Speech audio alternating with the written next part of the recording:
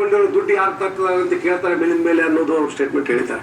ಹೀಗಾಗಿ ನನ್ನ ತಿಳಿದ ಮಟ್ಟಿಗೆ MCIಗೆ ರಾಜ್ಯ ಸರ್ಕಾರ ಪತ್ರ ಬರೆದು ಅತ್ಯಂತ ಅವ್ರು ಏನು ವೈದ್ಯಕೀಯ ನೀತಿ ನಿಯಮ ಮತ್ತು ಮಾನವೀಯತೆ ಮರೆತು ವರ್ತಿಸದಂತ ಈ ಕಾಲೇಜು ಅದನ್ನ ಸಸ್ಪೆಂಡ್ ಮಾಡಬೇಕು ಮತ್ತು ಇದ್ರ ಬಗ್ಗೆ ಯೋಗ್ಯ ಕ್ರಮ ತೆಗೆದುಕೊಳ್ಬೇಕು ಅಂತೇಳಿ ರಾಜ್ಯ ಸರ್ಕಾರವೇ ಅದರ ಮುಖ್ಯವಾಗಿ ಅದನ್ನು ವರ್ತನೆ ಮಾಡಬೇಕು. ಎರಡನೇದು ವಿಕ್ಟೋರಿಯಾ ಹಾಸ್ಪಿಟಲ್ ಕರ್ಕೊಂಡು ಹೋಗ್ತಾರೆ.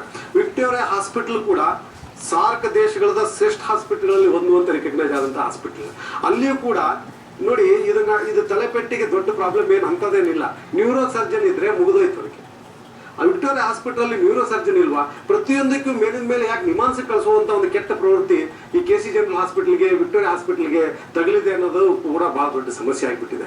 ಪ್ರತಿಯೊಬ್ಬರು ಅಲ್ಲಿ ನಿಮಾನ್ಸ್ ಹಾಸ್ಪಿಟಲ್ ಅಲ್ಲಿ ಇವರು ಹೇಳಿದಾಗೆ ಅಲ್ಲಿ ಬೆಡ್ಗಳೇ ಸಿಗೋದಿಲ್ಲ, ಅಲ್ಲಿ ಅಟೆಂಡೂ ಆಗೋದಿಲ್ಲ. ಅಲ್ಲಿ ನಿಮಾನ್ಸ್ ಹಾಸ್ಪಿಟಲ್ ಅಲ್ಲೂ ಕೂಡ ನೋಡಿದಾಗ ಈಗ ಅವರು ಬಾಯಿಯಲ್ಲಿ ರಕ್ತ ಬರ್ತಾ ಇದೆ, ಕಿವಿಯಲ್ಲಿ ರಕ್ತ ಸೋರ್ತಾ ಇದೆ, ಎಲ್ಲ ಕಡೆ ಸೋರ್ತಾ ಇದ್ರೆ ಒಂದು ಸಣ್ಣ ಒಂದು ಅರಳೆಯಿಂದ ಒರೆಸಿಬಿಟ್ಟು ಬ್ಯಾಂಡೇಜ್ ಕೂಡ ಮಾಡಿರ್ಲಿಲ್ಲ. ಇಲ್ಲಿ ನಿಮಾನ್ಸ್ ತಲುಪವರೆಗೂ ನಿಮಾನ್ಸಲ್ಲಿ 3-4 ಗಂಟೆಗಳ ಕಸದ ತೊಟ್ಟಿ ಪಕ್ಕಕ್ಕೆ ನಿಲ್ಲಿಸಿದ್ದನ್ನು ನಾವು ಛಾಯಾಚಿತ್ರದಲ್ಲಿ ನೋಡಿದ್ದೀವಿ. ಅದು ಕೂಡ ಆ ಹಾಸ್ಪಿಟಲ್ ಕೂಡ ಬಹಳ ನಿರ್ಲಕ್ಷ್ಯದಿಂದಲೇ ವರ್ತನೆ ಮಾಡಿದೆ ಅಂತ ನಾನು ಹೇಳ್ತಾ ಇದ್ದೀನಿ.